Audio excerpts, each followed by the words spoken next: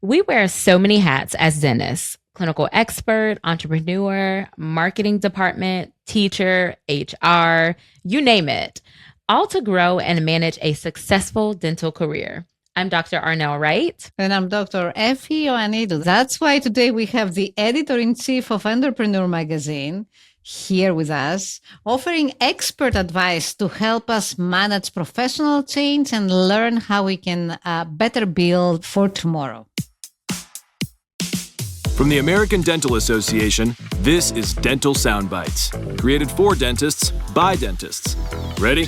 Let's dive right into real talk on dentistry's daily wins and sticky situations. Hello, everybody. If you are enjoying Dental Soundbites, please help us by rating the podcast on Apple Podcasts, Spotify, or wherever you are listening. And please leave a review. That will help us continue to support other dentists and our great profession. You know, Effie, we go to dental school and we learn to do beautiful dentistry, but many of us are really surprised when we are faced with the business and the entrepreneur side of practicing and managing our careers. You're absolutely right. It's not only surprising. I think sometimes for many of the graduates, as I see it from the education side of the story, a lot of the graduates feel scared about this and intimidated. So it's a lot more than surprise. So I think today we are so thrilled to have a special guest with us. One of the top voices in the field. He's the editor-in-chief of Entrepreneur magazine, a podcast host and author, Jason Feiffer. Welcome to Dental Soundbites, Jason. It is such a delight to be here. Thanks for having me. So podcast, magazine, editor-in-chief, author. Do you ever sleep?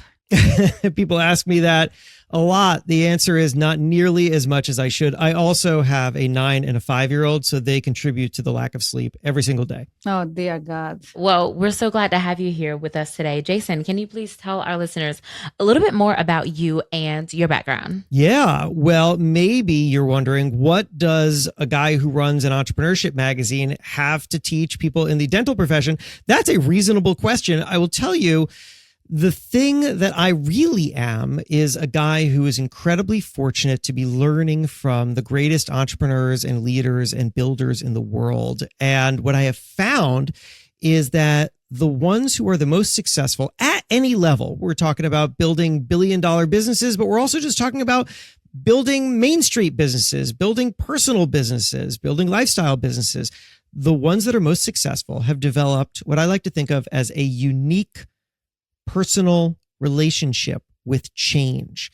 And that unique personal relationship enables them to grow and build in ways that others can't. I have been spending years studying this, trying to understand it, trying to understand how these people navigate major changes. I'm sure that everyone who's listening right now is feeling like they're navigating major changes. So this is what I'm really excited to share with everybody and what we can dig into. And I will say, I do have a very personal connection to dentistry because my dad is a dentist. So I grew up going to my dad's dental practice in Margate, Florida. His name is Roy Feiffer, and he is retired. He sold the practice a number of years ago, but he is still very tied to the community because now he loves flying around and being an examiner for, and this is funny because I always just think of it as like, oh, he's an examiner for dental exams. But I asked him very specifically what it was so that I could share it on the podcast. And he said to me that I'm reading it because it's such a mouthful. He's an examiner for CDCA, WREB, CITA in the delivery and grading of assessments nationwide. And he absolutely loves it. So he's flying around and doing this work and staying connected to dentistry and having a blast. What a big deal. I'm curious to know, how did you save yourself from dentistry? Loaded question. That's a funny question. I have this belief that every human being has the exact same skill set. And that skill set is pattern recognition. But everybody is different in what patterns they naturally recognize. And I discovered at a pretty young age that the patterns that I was recognizing were communication patterns. I was able to look at a newspaper story and understand how it was structured and replicate it. And magazines, I mean, I started by like making comic books at home, but I was just naturally a writer. And my parents, I think one of the greatest things that they did as parents, and they were wonderful parents, my parents were so open to whatever path my sister and I wanted to take and encouraging of whatever that path was. I'm sure that my dad would have really loved if I took over the practice, but that wasn't naturally where I was. I was a writer and I wanted to communicate with people, and I have no interest in medicine outside of being healthy. And so it just never came up, to be honest. It just never came up. That's great. You had great parents. They gave you the space to grow in the direction that you wanted to go. Yeah. That's amazing. But, actually, I come to think of it, I should say that I think that in my dad's dental practice, what I saw and absorbed was a different kind of the skill set that I developed myself, which is communications. Such a big part of his practice was the relationships that he had with his patients. When I would hang out there, he knew all of them. He knew them in detail. He remembered important details of their lives. We would run into them around town, and that relationship building and that ability to connect with people, even while you're, working in their mouth, is something that I think was really a key to his success and is a key to my success too. Oh, that's great. This is a talent, actually. I think it is. Yeah, for sure. So, Jason, you say that your goal is to help anyone become more resilient and adaptable in the world of a constant change. And you brought up the change earlier too, so we can seize new opportunities. And I really love this quote. Tell me a little bit more about this, and how can we use change and the idea of change to our advantage in the profession? Let's start down at the elemental personal level. I think that we all, as professionals in any field, we make a mistake, which is that we tie our identities too closely to the output of our work or the role that we occupy, which is to say that if someone came up to you at a party and said, "What do you do?"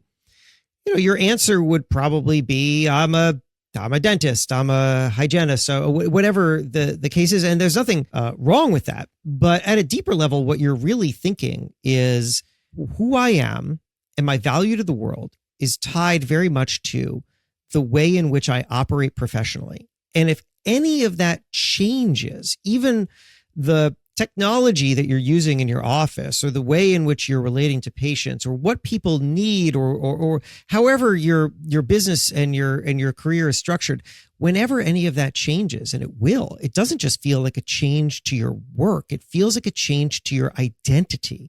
And that's really scary. Because here's the thing about change. It's easy to say, people don't like change. People don't like change. You know why they don't like change? Here's my assessment of it. The reason they don't like change is because we equate change with loss.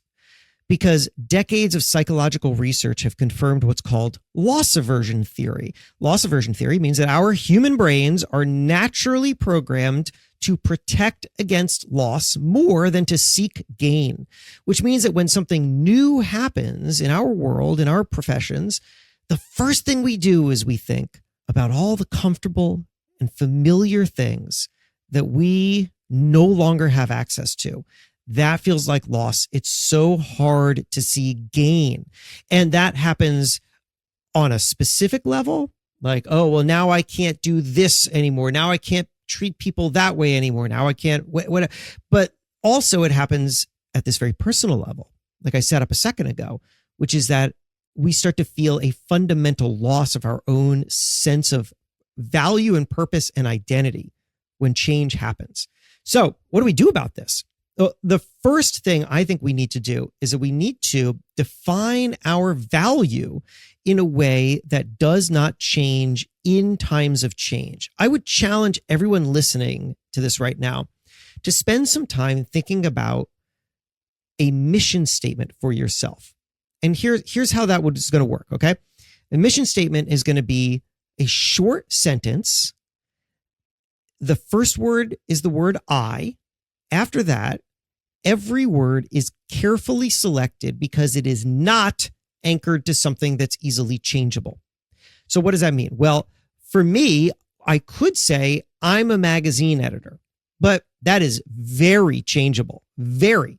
All it takes is the president of Entrepreneur Media, parent company of Entrepreneur Magazine, deciding to fire me, or to close down the magazine, or for the company to be sold. There are a million ways in which I could no longer be a magazine editor. If that's my identity, that is fragile.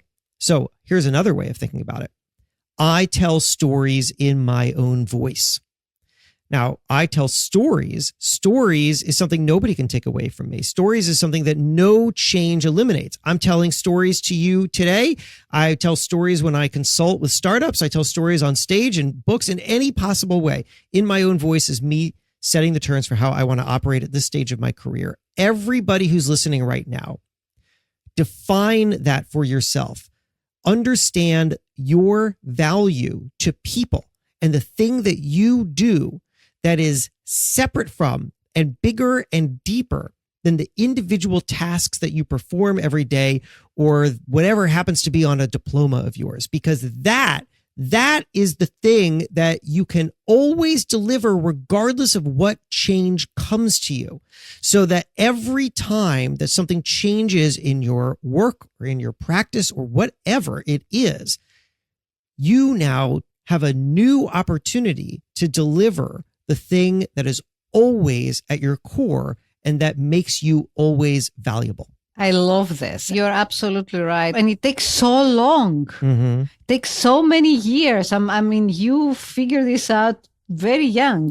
But, it really takes a long time and a lot of thinking, I guess, and soul searching to be able to reach this for some people, right? Mm-hmm. I mean, I definitely, I didn't have this approach when I was in my dental school years or even early after graduation. I think it takes a long time to figure out yourself and to figure out your purpose in life. Yeah. Mm-hmm. Yeah.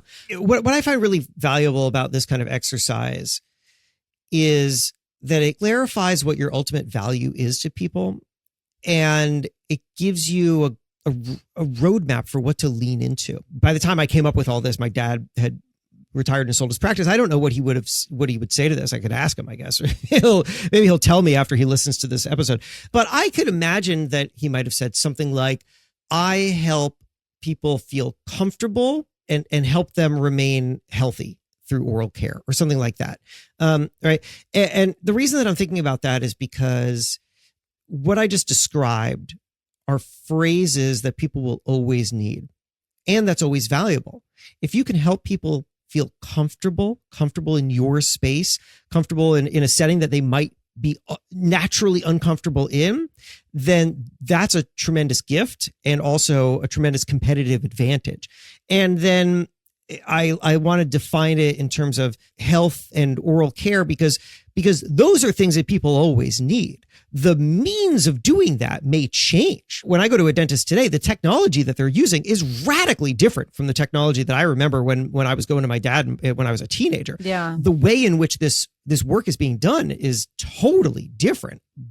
So I don't want to have people define themselves by the operations. I want them to define themselves by the outcome, because the outcome is always a need. This is so good. Oh my gosh. I feel like we just jumped straight in. Thank you so much for everything that you're sharing with us. We want to talk about entrepreneurship, and I feel like we're going to get there. But in this moment, I kind of want you to talk to us about like why this work and these exercises are so important to anybody on the journey to become, an entrepreneur and to have better patient relationships. Like, why is this important for us?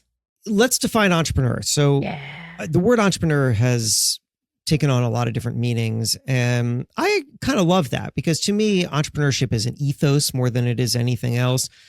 I think of an entrepreneur as someone who makes things happen for themselves. Yeah. That's it. So you don't have to own your own practice necessarily or own a small business or a large business to identify with either the word entrepreneur or the tenets of entrepreneurship. To me, an entrepreneur is someone who sees doors where other people see walls. So why is this important? The most important thing that an entrepreneur learns, no matter what work they do is that the idea that they started with is not the idea they will be successful with. The idea that they started with is the thing that got them moving and allowed them to enter into whatever it is, a space, a marketplace. And then they started to do the real work of learning what people need and how to adapt to that and to adjust to that and to create something of real value. Which is to say that the most successful people understand that the thing that they do today will not be the thing that works tomorrow. And therefore, the decisions that they make today have to be informed by the reality that it will change. And once you start thinking that way, you become less attached to certain processes. You start to think about how everything that you're learning is really setting yourself up for the next phase of learning. You become more of a lifelong learner. You become someone who starts to adopt technologies faster, who starts to push boundaries in healthy ways. And that, I really believe, is just simply the only way to have a successful long career, is to always be operating with that mind. You do not want to get to the point where you are holding on to things simply because they were familiar, because that's not valuable to anybody. It's not valuable to you, because just because something's familiar doesn't mean that it's useful. And it's not valuable to anybody else, because they don't care about what's familiar to you. They care about what they need. And you better understand what that is at all times and be willing to adapt yourself to those needs. So let me just play the devil's advocate here, okay? Yep. So, obviously healthcare becomes more and more and more complicated, right? Mm-hmm. And we can talk about the business side of it and the new trends in healthcare, but the reality of the matter is not, we have departed from the, traditional setting that existed 20 and 30 years ago. So things are more complex. The technology is more advanced. The demand to follow this is high, right? You spoke about familiarity, and I get it. I'm someone that personality-wise, I'm attracted by change. So I'm excited. I want to follow the trend. But there are people that are, they have different skills and different personality traits. So people are more reluctant. People are more afraid. You spoke about the loss of the loss of the familiarity, if you will. So how can someone make this leap and say, okay, until yesterday I was stuck with tradition and a routine that I was following for 15, 20 years, but today I'm making the big decision to go into big data, move into Epic, and connect with my medical colleagues and take healthcare to the next level. Like, is this really realistic in practice, and how do you see this happening? Okay, that's a great question. Let's pick it apart in a number of different ways. Number one, when I'm advocating for people to build the reality of change into the way in which they operate, what I am not saying is that you have to chase every new trend. You have to treat every new thing as good. Realistic. That's not the way in which it works. So what you do need to do, though, is you need to be constantly aware of what is changing, and you need to be clear on what your value proposition is throughout that change. I'll give you an example of something that may sound counterintuitive to that, but that as you were talking, Effie, I was flashing back to conversations that I had with my dad, for example. So my dad had seen over the decades that he was operating, new technologies and new services and new trends that other dentists were offering. And some of those were good, and some of those he felt were frivolous, or they were things that people were offering, but that patients didn't always need. And he made a conscious decision to not push things that he felt that patients didn't really need, and to be extremely transparent and clear about that. Now, one way to think about that is to say, well, maybe that guy just didn't want to go with the flow. Maybe that guy just wanted to do things the way that he always did it, and he didn't want to follow these other things. But here's another way of thinking about it. Another way of thinking about it is maybe that guy was thinking really deeply about what his value proposition is to his patients. And a big part of the value proposition is trust. Trust is a competitive advantage. All right? I mean, you got to think about it like that. Like when you're in business and you're in a marketplace full of anythings, any professionals or any products, then quality service, quality products, quality whatever, quality becomes actually kind of table stakes. I remember, and I'll circle back to dentistry in a second, but I'm going to take it into a completely different field, which is this really became clear to me. I had a conversation with the president of Reebok a while ago, and he was telling me how the conversations that they have at Reebok are about how they have to transcend quality and be customer obsessed. And the reason for that, he said, is because at this point in manufacturing, quality is too easy to achieve. He said to me, his argument was, imagine that you started a new company that made scissors. Can you market those pair of scissors as the sharpest scissors? No.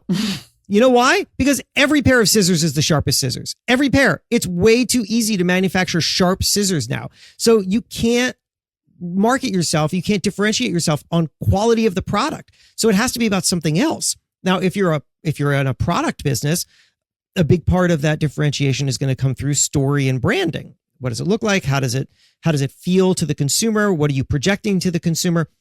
If you're in a service business, some of that is useful, right? There can be great and smart branding. But also a lot of it, especially in a service-based business, is about how you relate to people. Because the way in which you relate to people is going to be a differentiating factor. That is a competitive advantage. Trust is a competitive advantage. Responsiveness is a competitive advantage. Friendliness is a competitive advantage. All that stuff matters. When I look at what my dad was doing, I was seeing him assess new things, select a few that were worthwhile to be integrating into his practice, but being ever more clear-eyed about what he needed to be doing in times of change to be relevant to people. And a lot of that, I think, came down to building trust. And sometimes building trust means being really transparent and saying, you know what? You don't actually need this. You don't actually need to spend this money with me. I want to charge you less because you don't need to spend more money. And that, I think, is one of the reasons why his patients kept coming back to him. So I'm not here to say that every new thing you need to, you don't need to become the most high-tech person in the world. You don't need to be constantly reassessing everything, but you do need to be aware of what's happening constantly around you and making really conscious decisions about where your value is, and make sure that you are embracing what people need now instead of what they needed before. Does that make sense? A lot. No, absolutely. I completely agree with you, and definitely makes sense. I don't think that change should become an obsession, but you are absolutely right. You need to be aware of your surroundings. So in these surroundings, the healthcare surroundings, what do you identify as the most significant trend in the business side of healthcare now? Like dentistry, medicine included, whatever you want to point out. I mean, I will admit that the business side of healthcare is not my area of specialization. So, I mean, I know that it is exceptionally complicated. And I think that what people are craving more than anything else is a feeling of simplicity and transparency. Mm-hmm. And what I see coming out of interesting startups in the healthcare space tend to be oriented around those things. Let us make something simpler for you. Let us make something more transparent for you, because it's complicated, and it's complicated in so many different ways, right? I mean, Everything from billing is complicated, but also, people don't have medical degrees. They don't know if they need this thing or they don't need this thing. They don't know whose word they should trust. And it's scary. There is Dr. Google. there is Dr. Google. That's true. And now there's Dr. ChatGPT. Absolutely.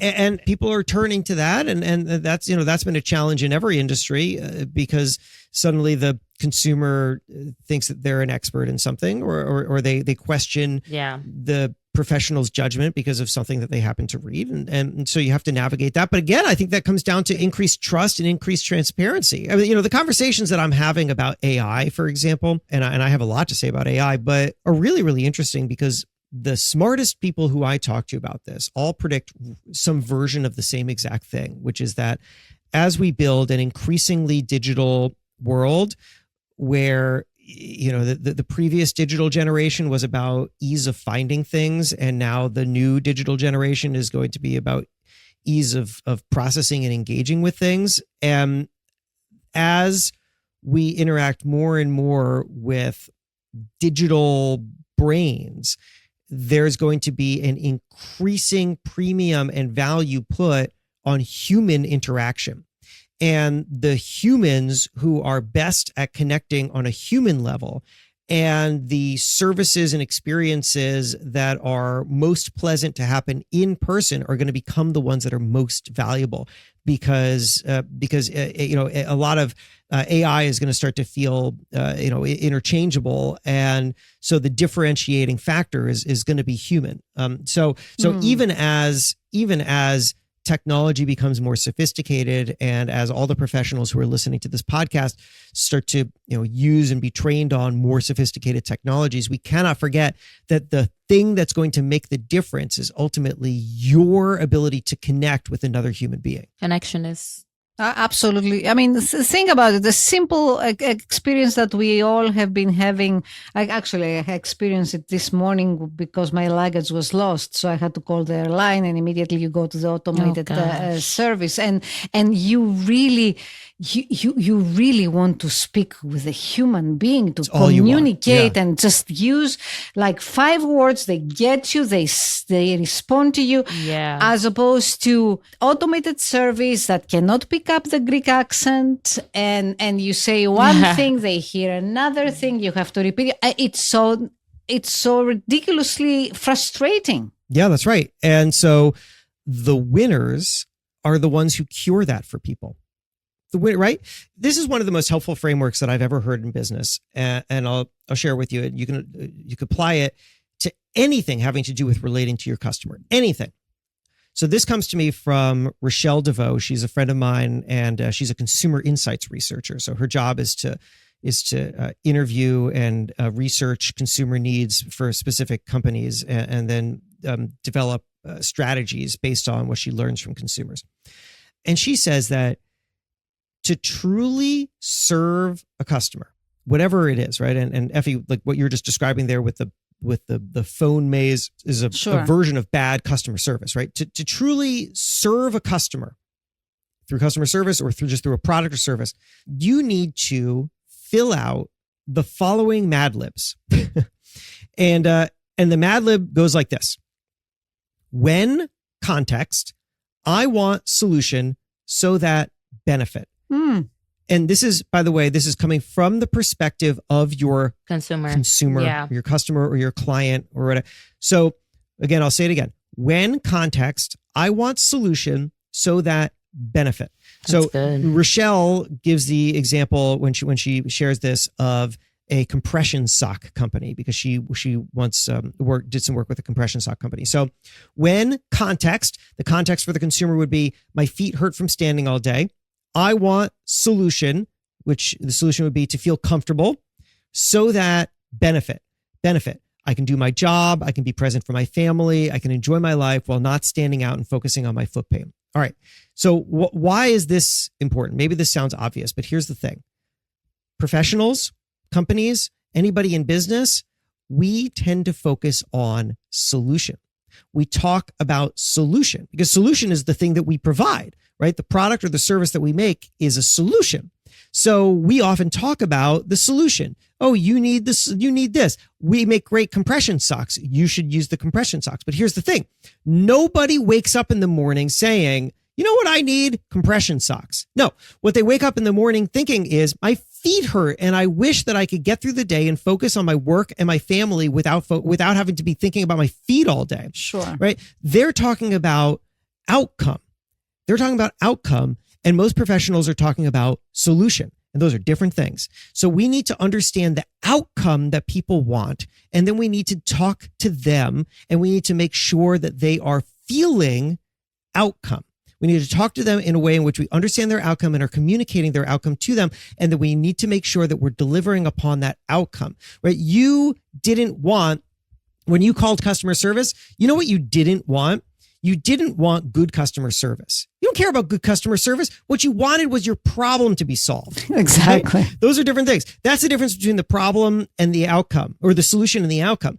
And the problem that they're making is that they're making the customer service experience bad, and it's taking way too long to solve your problem, which is the outcome that you actually want. So we need to reorient ourselves around outcome. And the way that this plugs back to the conversation that we've been having here about change is that as things change, and as new technologies change, and as new contexts change, and as solutions change, we tend to get really caught up in that. What are people saying? What do they need now? What are the new ways to deliver value? And we get so caught up in it that we lose track of the outcome. And we stop thinking about, what is the patient outcome? What do they need? They need to feel comfortable and happy, and they want to be healthy, and they want to get out of here feeling like they weren't taken advantage of. That's the outcome that they want. That's why it matters that you're kind, and that you're trustworthy, and that you're transparent, and that you're simple. Those are the things people want. And that's what they want more than ever, especially as things change. But keep in mind that medicine, and this is very philosophical now, I know that we are turning it, but keep in mind that medicine and dentistry were built or valued outcomes that the physicians, the dentists themselves thought that are important. Very recently, we started asking patients what is important to them, right? That's why we have the patient-centered outcomes now for the last few decades. But prior to this, the dentist would care about, if the pocket of 5 millimeter becomes 3. Patients don't even know what a millimeter is. It's metric, for God's sakes. Like, I always want to I show people when we talk about the, probing depths and all this and around the gum, the gingiva tissue. And I say, oh, you know what a millimeter is? It's small.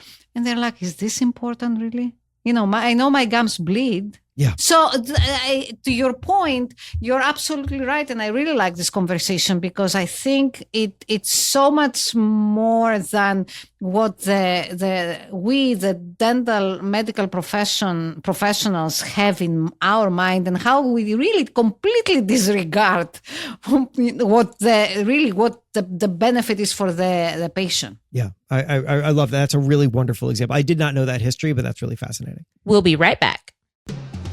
Is it time for a vacation? Well then, anchors away.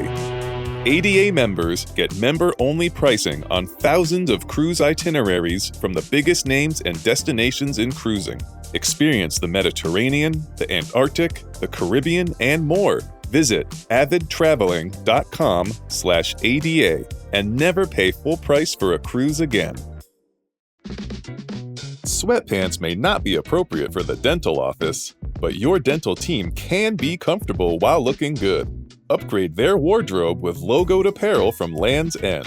ADA members save 10% on comfortable and high-quality clothing to promote your practice's brand in the office and out in your community. Visit ada.landsend.com. Welcome back to Dental Soundbites. We are having a conversation about the business side of dentistry with Jason Feiffer. Thanks for having me. How do we navigate all of this as dentists, trying to transfer this information and this idea of change to our patients? You make a really wonderful point there, Arnell, because what you are pointing out is that although we've spent the last 30 or so minutes talking about navigating change, having change come to us, right? Being changed. Dentists, healthcare professionals are also bringers of change, introducers of change. You have to introduce change to your patients. You have to introduce change to your teams. And there is a mistake that people make when they are the bringers of change. And that mistake is that you become so familiar with the value of the new thing that you're introducing that you forget that it doesn't make sense to anybody else. And then when it doesn't make sense to them, your instinct is to just keep trying to explain the value or pushing it on them. And people don't like that. There's a story I love telling that brings us into stark relief. And it's this. So I love history. I'm a big fan of history because the story's been told. You know, we don't know the ending of the story of our era right now. But, you know, you look back 100, 200 years and you can see what happened, what turned out.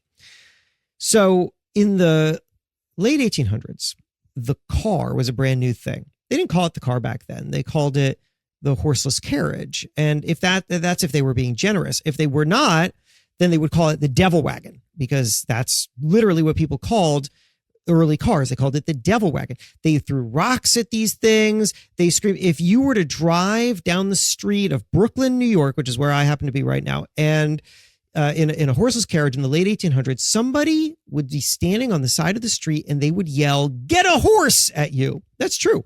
They'd yell, "Get a horse." Decades of "get a horse" shows up in newspapers back then. It's hilarious. And the question is an interesting one, which is, how did we go from the devil wagon, get a horse, throwing rocks at these things, to the dominant mode of transportation worldwide? How did that happen? Well, the answer that people often give is Henry Ford. Henry Ford was the person who revolutionized manufacturing and made cars faster and cheaper, and therefore more accessible and more affordable to more people. That's true, but actually when I talked to a car historian, what I found was that Henry Ford was the beneficiary of a change that had happened earlier that set him up for success. That's what I'm going to tell you. I swear to you, this is going to be relevant to dentistry. So here it is. Back in the early days of the car, like the early horseless carriages hitting the market, these things were marketed as a replacement to the horse. So the advertisements at the time would say, get rid of Dobbin. Dobbin is a generic name for a horse, like Spot for a dog. Get rid of Dobbin and get this horse, right? That's what it said. That's what the ad said for the early cars. People hated that, found that offensive, and they should have, because they loved their horse. And every generation that they had known back in their family had a horse. And now here come the late 1800s version of Silicon Valley tech bros telling them that the way that they've always been doing things is stupid and that they should get rid of it. People don't like that. You know why? Here's one of the morals of this story. Because people don't like new things. But you know what they do like? They like better versions of old things. That's what they like. So the car industry realized this, and they made an important change, which is that they stopped talking about the car as a replacement to the horse, and they started talking about the car as a better horse. They started to popularize terms like horsepower, which we still have today. They started to name cars after horses, which we still have today. I love this. Right? Oh my gosh. Mustang, Bronco. I was just taking notes. They started putting mechanical horse heads on the front of cars, which we don't do today, obviously. But this mattered. And look, people aren't stupid. It's not like everyone was like, "Oh, I guess it's a horse," right? Like, that's not what I'm talking about. But the thing is, like, what mattered was that these people felt like the people who made these cars understood their needs and was talking to them in a language that they were familiar with. And it helped them see how this car fits into their lives in a way that it didn't before. Because what was the point of this car? What were you going to do with it? I mean, now it sounds obvious, but back then it really wasn't.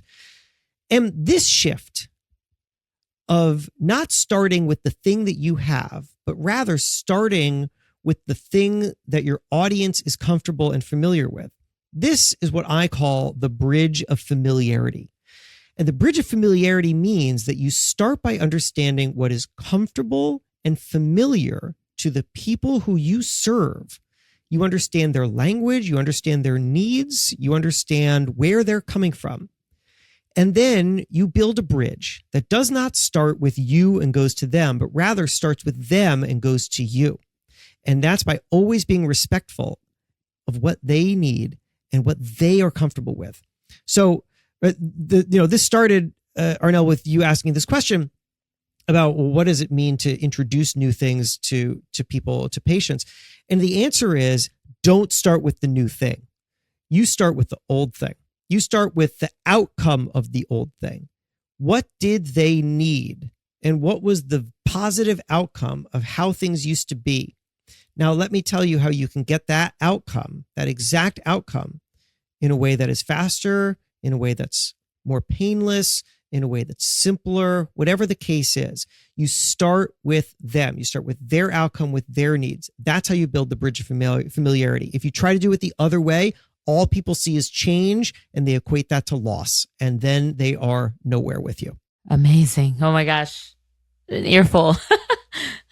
I love this. No, I love it because what you just brought up, I think, not only enhances the communication with the patient, but also improves the trust. So if you, as you said, the bridge from the patient towards you, I love this. And having said that, what do you think are additional elements that someone can? I mean, you already brought up I think the deep elements, the deep communication and the deep listening. Yes. And how you relate with your patients. But is there anything else that you would like to add in terms of, improving the business side and the business plan of the practice, and how we enhance and we improve the diversity of the services in the practice? Well, look, there's so many ways that we could go with that. And I'll just offer this as a kind of umbrella way of thinking about these more granular changes, which is that when we experiment with new things, whether we explore, maybe even experiment is not the right word, but when we explore, when we are open to, when we investigate new ideas, new ways of doing things, we tend to ask a question. And it's a really terrible, poisonous question. And that question is this perfect? And, we ask that because we romanticize the way that things used to be done. So the way things used to be done feel perfect to us. And therefore, if something new is less than perfect, then it feels lesser than, and therefore we should get rid of it. But, that's not really right, because number one, we're romanticizing the past, which is very different from actually assessing the past. And number two, if you ask the question, is this perfect, of literally anything, I don't care what it is, the answer is the same. The answer is no, it's not perfect. So if you ask the question, is this perfect, of a new thing, the answer is going to be no, and then you're not going to do the new thing. And that's not a way to act.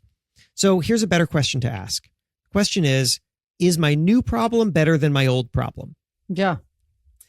Because when you ask that, you more realistically assess situations. You make room for problems. Problems aren't the end of something. And frankly, if you're in business, you should like problems. Problems are the reason you exist. So, and that's not to say that we want people to have problems, but we're in the business of solving problems. So, So when you introduce something new, I know, whatever it is, you guys know the specifics of new technologies or new methodologies far better than me. But I can tell you that when you engage with these, it's not going to be perfect. It's going to create some new kind of problem that you're going to have to solve. But the question is it a better problem?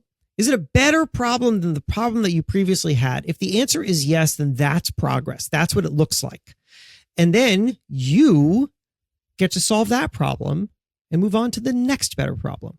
I like problems. I kind of feel like that was a good recap. I feel like that was like a wrap up right then and there. Like mic drop, literally. No, it's true. And it's really, really important to recognize the fact that problems are opportunities. Mm-hmm. Because most of the people are overwhelmed with problems. Oh my God, I have a problem. Yeah. I'm like, oh yeah, it's a puzzle. Let's solve it. It's a puzzle. And most people find problems overwhelming because they misidentify what the problem is. Yeah. Quick example of that. I remember this isn't a dental example, but whatever. It'll apply. I remember I was talking to a young advertising executive, and he said, I have a question for you. I said, sure. He says, nobody is accepting my ideas. Do you think that I should just spend budget without approval to execute my ideas so that people see how smart they are. And I said, hold up, because the problem here is that you don't actually know what problem you have, right? Problems feel big and abstract, but they're not. They're actually really specific. And to understand the problem that you have and therefore find the solution, because every version of a problem requires a different solution, means to start picking apart, naming and simplifying problems, and then experimenting on how to solve them. So, for example, this young advertising executive is not getting his ideas through at meetings. Okay, so that's the problem he's seeing, but that's not actually the problem. What kind of problem does he have? Let's run some hypotheses. Does he have a junior problem, which is to say that he is in an environment where senior people simply don't listen to junior people, and that's his problem? Does he have a communication problem where he's not actually very good at communicating his ideas, so his teammates don't really understand what he's saying? Does he have a trust problem? Has he not done enough team building so that people just don't know that he can really execute on these big ideas that he has? Does he have a complexity problem where he's bringing ideas that are just too hard to execute and he needs to simplify? Until he knows what problem he actually has, he doesn't know how to solve it. But every problem that I just listed has a solution, right? If it's a junior problem, if it's just that he's on a team that does not give the floor to entry-level people, well, then what he should probably do is go find somebody a few steps above him and partner with them and share some of his ideas and see if he can work together and then take those ideas to the team together. Let's see if that works. Does that not work? Well, then maybe it's a communication problem. Are you verbally pitching your ideas and nobody knows what you're talking about? Well, why don't you try to mock them up? Why don't you try to sketch them out? Why don't you do something so that people can see it better? See if that solves the problem. But the problem is that we get so tied up that we have a problem that we don't spend any time trying to define our problem. And if we can't define our problem, then we definitely can't solve it. Absolutely. Very wise.